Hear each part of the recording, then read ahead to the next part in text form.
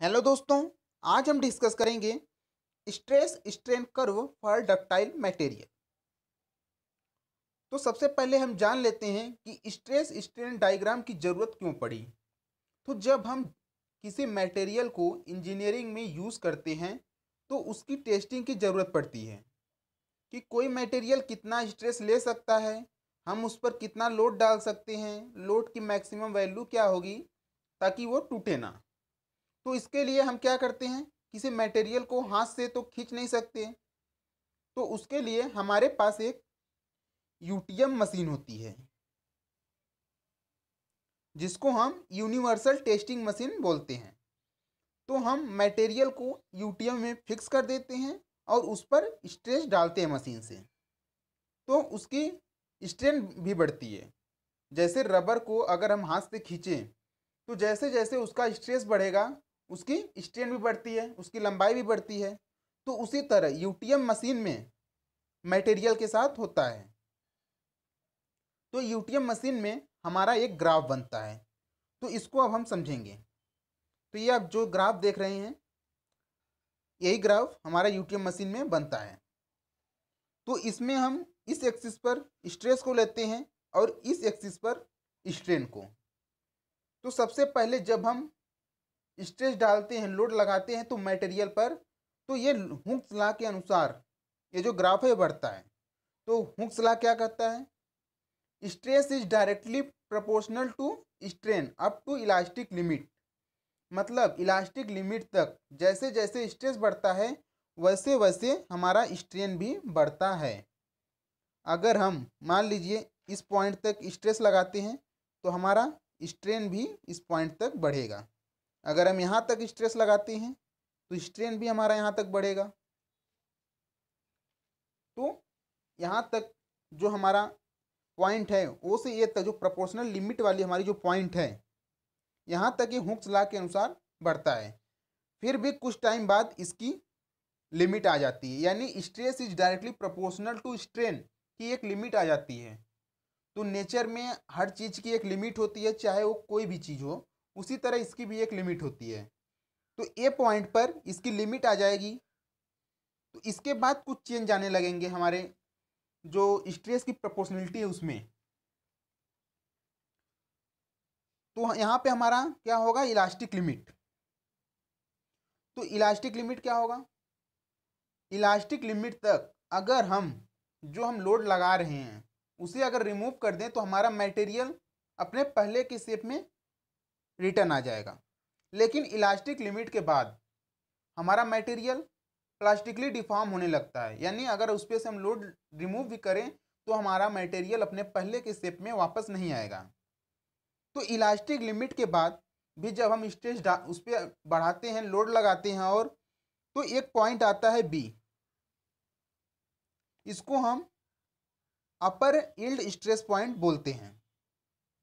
तो इसके बाद जब हम स्ट्रेस डालते हैं तो स्ट्रेस तो नहीं बढ़ता लेकिन हमारा स्ट्रेन और बढ़ने लगता है, और यहाँ से हमारा ग्राफ नीचे की तरफ आएगा। फिर एक पॉइंट मिलता है सी। सी पॉइंट पर क्या होता है, सी पॉइंट के बाद जब हम स्ट्रेस बढ़ाएंगे तो स्ट्रेन भी बढ़ना शुरू हो जाएगा, यानी सी पॉइंट के बाद फिर से स्ट्रेस और स्ट्रेन दोनों साथ साथ बढ़ेंगे। उसके बाद एक ऐसा पॉइंट आता है जहाँ पर मैक्सिमम स्ट्रेस लग जाता है, इसके बाद स्ट्रेस नहीं बढ़ता है। ये पॉइंट हमारा डी है, इसको हम अल्टीमेट स्ट्रेस पॉइंट बोलते हैं। अब इसके बाद स्ट्रेस बढ़ेगा नहीं और ये कम होने लगेगा। फिर एक पॉइंट आता है ई, इसको हम ब्रेकिंग पॉइंट बोलते हैं। ये मटेरियल का फेल्योर पॉइंट है, यानी मटेरियल का ब्रेकिंग पॉइंट भी इसको हम बोलते हैं, रैप्चर पॉइंट भी बोलेंगे। तो ये था डायग्राम जो कि हमारा यूटीएम मशीन में बनता है। तो अब हम देख लेते हैं कि इसको किस प्रकार से डिफाइन किया गया है।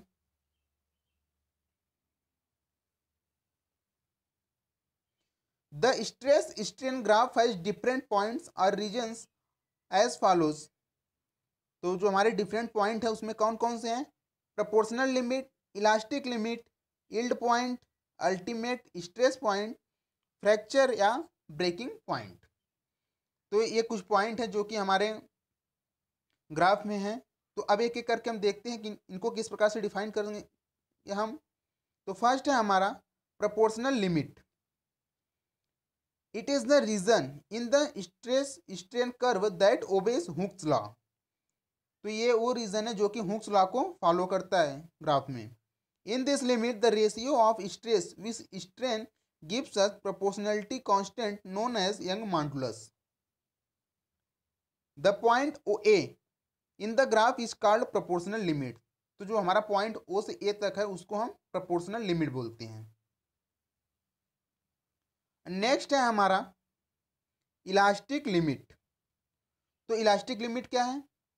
It is the point in the graph up to which the material returns to its original position when the load acting on it is completely removed. जब हम जो हमारा लोड उस पर वर्क कर रहा है अगर हम उसको रिमूव कर लें तो ये अपने ओरिजिनल पोजीशन में आ जाता है इस पॉइंट तक। इस पॉइंट के बाद हमारा मटेरियल प्लास्टिकली डिफॉर्म हो जाता है। Beyond this limit the material does not return to its original position and a plastic deformation start to appear in it. और नेक्स्ट है हमारा yield point. The yield point is defined as the point at which the material starts to deform plastically.